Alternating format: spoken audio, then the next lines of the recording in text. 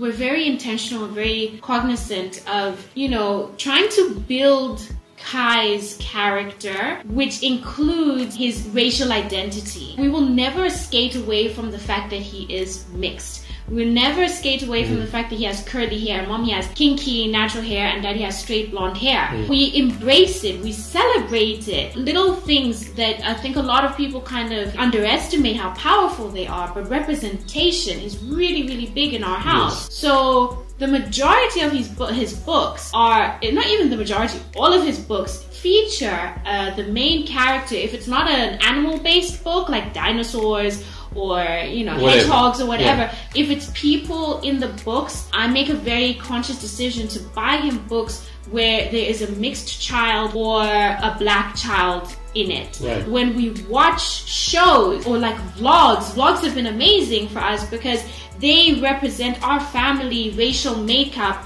better than some of these big network television shows and movies out there. So watching vlogs of families that kind of look like us, it's reinforcing that he's not weird. Yeah, he's not different. It's not abnormal. It's not odd for him to start wondering, what am I and where do I fit into everything? It's like he is normal, he is beautiful as he is, he has the best of both worlds. That combination is what makes him. And this is why it's so important for us to start talking about it from an early age, because he's starting to self-identify now. As a baby, you don't need to start at a baby level, I suppose. When they're starting to self-identify and interact with the broader world, start introducing those themes, those elements. I think books and other learning material of showing representation are great things. What we know is that when people don't see images of themselves, don't feel represented in media, in any kind of visual form, they ask themselves, why is that? Maybe there's something wrong with me. They internalize that. Yeah, they internalize it. They internalize it like, is it something wrong with me? Yeah.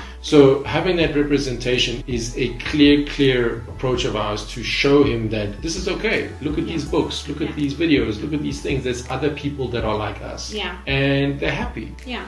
And they're comfortable and they're confident, and you can be too. As Black people, we usually get the brunt of racial prejudice, racism on all spectrums. I think a lot of people deny that they're racist because they think racism is one extreme, right? And if they're not that, then they're not racist. But racism is like such a broad spectrum, and it's from racial slurs that you might joke around with people and not think that it's any big deal because you're not physically harming a Black person, but you're different from the person who would beat up a Black kid. But it's all racism. Anyways, that's another video. That's a huge video. It's a very huge video. For me, I've been experiencing that. I've been experiencing, people underestimating me or wondering why I speak the way that I do, assuming certain things about me just because of the fact that I am Black or that I am African. They say it on here as why we are together. The hate is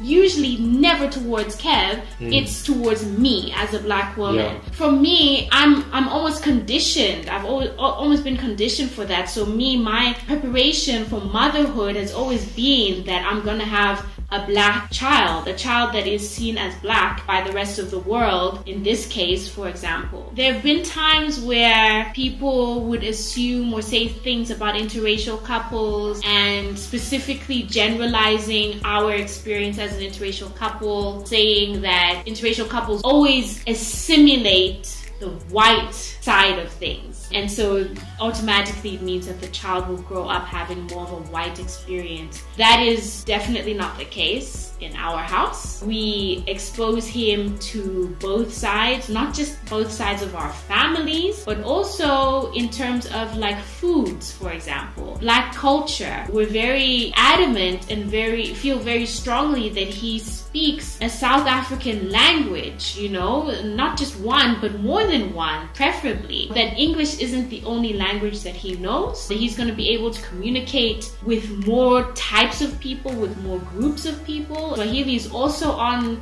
that list. Obviously, it's a bit more of a challenge because we're not in Tanzania, but when we do go, it's, you know, it's very much consciously like incorporated. Things like hair, for example, as well. Hair care is very big in Black culture. That's something that I take very seriously. So there's a lot of things that we haven't just sort of like tossed or thrown away. I've brought that with me. Kev respects that. Kev encourages that so that our son and any future kids that we have grow up comfortable in both. They must be comfortable in both environments because they are a product of both environments. Exactly. Denying one experience for whatever reason is a disservice. Maybe introducing him to the complexity of things now will help him deal with the complexities of life later that we experience as adults, right? Yeah. Life is not simple. Yeah. Life is complex. It has many layers and sub-layers and things that are difficult to talk about and things that are difficult to explain and feel and things that we encounter and all those sorts of things. Life is complex. Having a mixed family that may seem more complex on the outside makes a lot of sense to us. Yeah.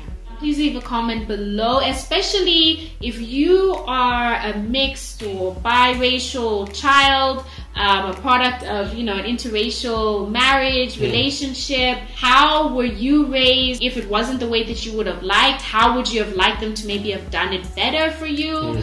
And also, if you are currently a parent raising a mixed race family, how are you guys approaching it? We'd love to get your insights and comments on that. So drop a comment below. Give the video a thumbs up if you enjoyed it. Follow me on my social media platforms. While you're here, please watch some of our other videos, and we will see you in the next one. Bye. Ciao.